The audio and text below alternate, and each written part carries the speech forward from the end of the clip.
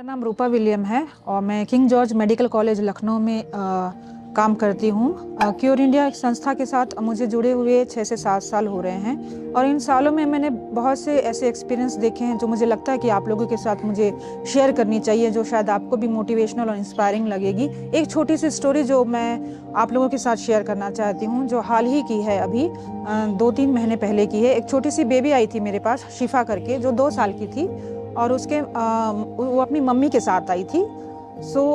उसकी मम्मी के साथ आई थी और वो फीमेल थी। तो जब मैंने उसकी मम्मी को पूछा कि 2 सालों से आप क्यों नहीं आई, आज 2 साल के बाद ही आप क्यों आई, तो वह कह रही थी कि हमें पता नहीं था कि इसका इलाज होता है और फ्री में इलाज हो जाता है, और हमें ये भी नहीं पता था कि इसको क्लब फुट है। हमें लगा शायद पोलियो होगा जो कभी ठीक नहीं हो पाएगा या कोई और बीमारी होगी। और दूसरी चीज़ ये है, क्योंकि वो गांव से बिलोंग करते हैं, तो बहुत सारे गांव में लोगों ने भी बोला कि शायद आप ही की वजह से ये ऐसी हुई है या कुछ ऐसा हुआ होगा पिछले जन्म में जिसकी वजह से आपको ऐसी बेटी मिली। और लड़की थी, क्योंकि लड़कियों के बारे में ऐसे ज़्यादातर गांव में होता है कि लड़कियों को ज़्यादा ध्यान नहीं दिया जाता है उनकी पढ़ाई लिखाई की तरफ या ट्रीटमेंट की तरफ या किसी और चीज़ की तरफ, तो उन्होंने इग्नोर किया था। बट उन्हें किसी से पता चला कि किंग जॉर्ज मेडिकल कॉलेज में क्योर इंडिया संस्था है जो बच्चों को जूते देती है, ऐसे बच्चों को, टेढ़े मेढ़े पैर वाले बच्चों को। वो उसके लिए आई थी और उसे लगा कि पहली बार शायद उसे जूता ही मिल जाएगा। तो जब डॉक्टर के पास गई, उनकी फाइल बनी और डॉक्टर ने बोला कि इनको अभी प्लास्टर की ज़रूरत है, तो उन्होंने साफ मना किया उस चीज़ से। तो वो मेरे पास आई और उन्होंने बोला कि हमें प्लास्टर नहीं लगवाना है। तो पहले तो मैंने पूछा कि क्यों नहीं लगवाना है, तो वो कहने लगी कि नहीं, हमारे हस्बैंड भी मना कर रहे हैं कि प्लास्टर नहीं लगवाना है। तो मैंने बोला क्यों मना कर रहे हैं, तो वो कह रही हैं कि हमारे हस्बैंड कह रहे हैं कि लड़की ही है, जैसे होता है होने दो, हमें कोई इसका इलाज नहीं कराना है।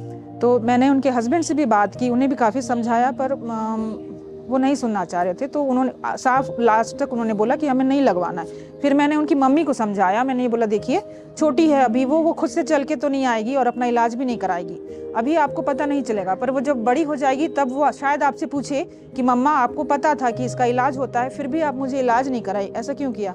तो आप उसे क्या जवाब देंगी? तो आप ये सोचना, और तब अगर आपको लगता है कि तब आप जवाब दे पाएंगी तो आप उसको मत लाना इलाज के लिए।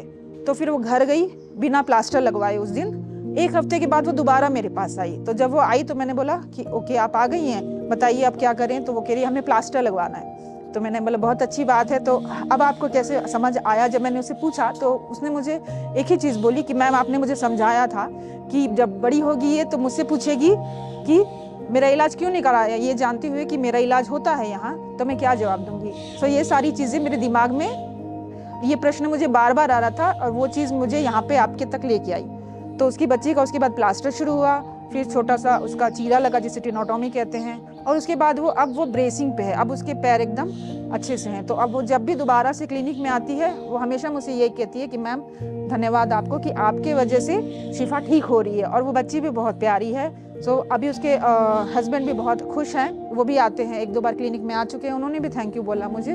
उनको देख के मुझे ऐसा लगा कि हमारी एक छोटी सी पहल बहुत बच्चों के जीवन में एक बड़ा वो बदलाव ला सकती है। अगर आप लोगों से अनुरोध है मेरा कि अगर आप लोगों को ऐसे क्लब फुट के बच्चे लखनऊ ज़िले में या लखनऊ ज़िले के आसपास कहीं भी दिखे, तो स्क्रीन पे जो नंबर आ रहा है आप उस पर कांटेक्ट कर सकते हैं, ताकि हम उन बच्चों को आगे बढ़ के मदद कर सके और किसी बच्चे के जीवन में एक नया बदलाव ला सके। Thank you.